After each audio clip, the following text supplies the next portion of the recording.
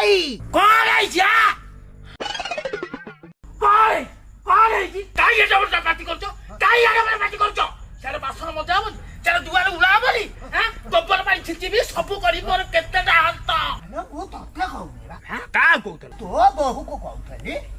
ତାହେଲେ ରୁହ ମୁଁ ଡାକୁଛି ବୋହୂ ଏ ବୋହୂ ବୋଉ ମତେ ଡାକୁଥିଲେ କଣ ପାଇଁ ଡାକୁଥିଲେ ଜଗଣି ଖାଇ ଏତେ ଥର ତ ଡାକିବ ହକି ଚୋର ଲୋକ କଣ କହୁଥିଲି କିଲୋ ସେ ଘର କାମ ହବନି ସେଠି ବାସନ ମଜା ହବନି ଛୁଆଟା ଏବେ ମୋର କଣ ବୟସ ଏଇ ସବୁ କାମ କରିବାର ଆମ କ୍ଷୀର ଟିକେ ପିଇ ଦଉନୁ କ୍ଷୀର ଟିକେ ପିଇ ପକା ଛୋଟ ଛୁଆଟା ତ କହଳାଟା ଜଗଣି ଖାଇ ପଠେଇଦେଲୁ ତମ ପୁଅକୁ ଜଙ୍ଗଲକୁ ଅଇକା ନହେଲେ ହେସେ ଛୁଆ ହେଇଥାନ୍ତା କଲା ଛୁଆଟା